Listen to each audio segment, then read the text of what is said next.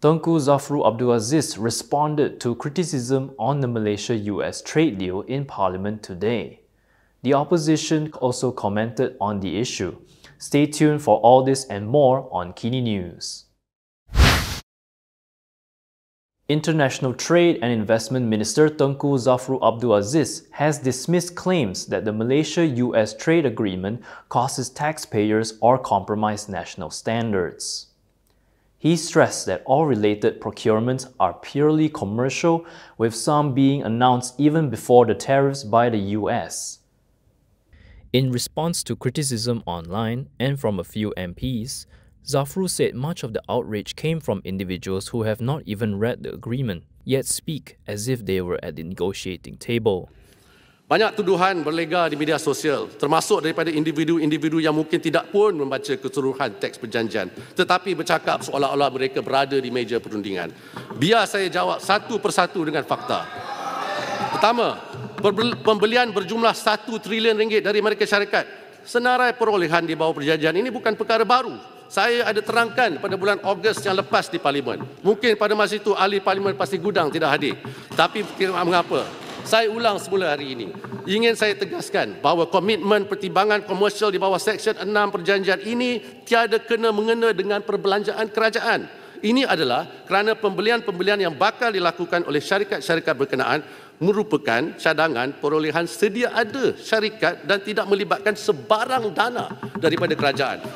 Apa yang kita buat? Kita tanya pada syarikat MNC dan juga JLC di negara ini, apakah perancangan pembelian mereka dari Amerika Syarikat? Dan kita senaraikan semua pemberian tersebut. Syarikatnya kita, kalau tidak ada tarif pun, ya memang mereka akan beli juga kerana ini adalah perolehan yang telah dirancang. He cited Malaysia Aviation Group's purchase of Boeing aircrafts, which was announced in March as an example and how Petronas has long been sourcing LNG from multiple countries, including the US, even before the tariff announcement. Zafrul also stressed that throughout the negotiation process, Malaysia remained firmly committed to the principle of neutrality, adopted a whole-of-government approach, and consistently ensured that the nation's interests and sovereignty are protected and preserved. He said the negotiation team never wavered on matters involving red lines, particularly those related to Bumiputra rights and government procurement policies, among others. Earlier, Zafrul had also responded to former Minister Azmin Ali, who had warned that Article 5.1 of the agreement could hamper Malaysia's neutrality and strain ties with other countries, including China. He highlighted a caveat in the agreement concerning the mirroring of sanctions, a detail he said has been overlooked by critics. Commenting on the clause in Article 5.1, which requires Malaysia to mirror US trade policies against another country, Zafrul asserted that this is only applicable when it also impacts Malaysia. Apa kandungan klausul 51 ni? Ya, dia cuma petik ayat pertama dan sebahagian ayat kedua. Dan kononnya kalau US kenakan sekatan kepada mana-mana negara, Malaysia ni automatik kena ikut.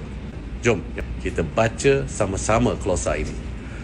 Upon receiving such notification from the United States, Malaysia shall adopt or maintain a measure with equivalent restrictive effect as the measure adopted by the United States, or agree to a timeline for implementation that is acceptable to both parties to address a shared economic or national security concern. Ya, saya ulang frasa terakhir, to address a shared economic or national security concern. Apa maksudnya? Maksudnya, sekatan ini perlu untuk menangani isu keselamatan negara dan ekonomi bersama. Ya. Kata kunci di sini, bersama. Maksudnya, kalau isu tersebut hanya memberi kesan kepada keselamatan negara dan ekonomi Amerika Syarikat, tetapi tidak memberi impak kepada keselamatan negara dan ekonomi Malaysia, kita tak perlu pertimbangkan. Still on the topic of the agreement, the opposition said they had merely sought to question the trade agreement in Parliament today. In a press conference, opposition leader Hamzah Zainudin said that when they question a minister, it doesn't mean that they were questioning the civil servants involved. This came after Zafrul highlighted the role of civil servants involved throughout the negotiation process and warned critics, including from among lawmakers in the Dewan Rakyat, against dismissing their efforts. Dewan Rakyat Speaker Johari Abdul, who presided over the seating, later echoed Zafrul's sentiment against criticisms of civil servants. Hamzah also stressed that they were not envious of Prime Minister Anwar Ibrahim, who was seen dancing while welcoming US President Donald Trump, as well as during the ASEAN Summit Gala dinner, and was just questioning the agreement. Kau nak menari, pasal apa pula kami nak jealous? Kami tak dengki pun sebab kami tak mahu pun duduk menari macam kau tu. Bukan dengki, kau nak menari macam tu, kau punya pasal lah. Saya nak tanya, adakah ahli-ahli parlimen sini dengki kerana dia boleh menari, kita tak boleh menari? Saya nak beritahu pada Yang Amat Berhormat Perdana Menteri, kami tak dengki pun kau boleh menari dengan Trump dekat airport. Kami tak dengki pun kau boleh menari atas stage dalam program rasmi kerajaan. Yang kami persoalkan tentang agreement. Yang kami persoalkan tentang maruah kerajaan, maruah negara, sovereignty of the nation. Itu yang kami persoalkan. Kami di sini berjuang demi untuk negara, untuk kepentingan rakyat.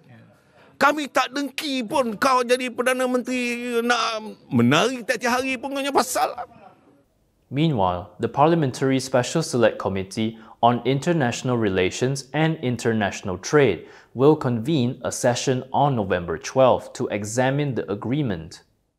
Committee Chairperson Wong Chen said the session aims to obtain an explanation from the government, particularly in the context of Malaysia's commitments under multilateral trade agreements. According to Bernama, Wong noted that while Parliament does not have the authority to vote on trade agreements, it nonetheless has a duty to ensure government accountability in policy decisions.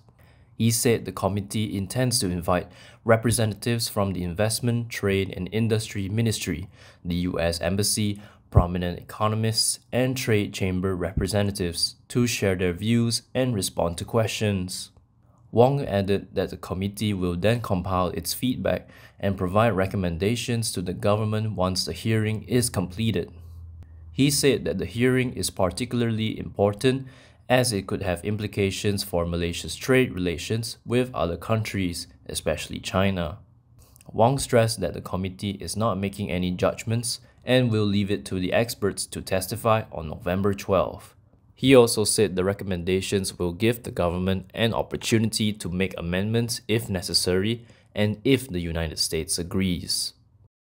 From now on, you can also listen to KiniNews on Spotify and Apple Podcasts. Scan the QR code on the screen to follow us. The Kota Kinabalu Sessions Court has set November 17th to hear and decide on whistleblower Albert Tay's leave application to cite Sabah caretaker Chief Minister Hajiji Noor for contempt of court. This was over Hajiji's alleged order for the Sabah Immigration Authority to bar Tay from entering the state. The order had led to him being turned away last week and prevented him from attending court proceedings for his alleged corruption trial. During proceedings today, the judge also ordered Tay's legal team to file their written submissions by the same date. The hearing was set ahead of Tay's next scheduled appearance in court for his criminal case on November 28. Tay had filed an application to cite Hajiji for contempt of court after he was turned away by the Sabah Immigration Department upon arrival at the Kota Kinabalu International Airport on October 23rd. He claimed the immigration officers told him that the order had come directly from Hajiji's office or via the respondent's officers. According to Sabah Immigration Director Siti Saleha Habib Yusof, officers stopped Tay as their system showed that he had an active Sabah alert notice issued by the state government and he was only allowed in if he was required to go to court. However, Siti Saleha claimed Tay did not inform the officer on duty at KKIA that he had a court case, but instead stated he wanted to enter Sabah for sightseeing and meet his friends.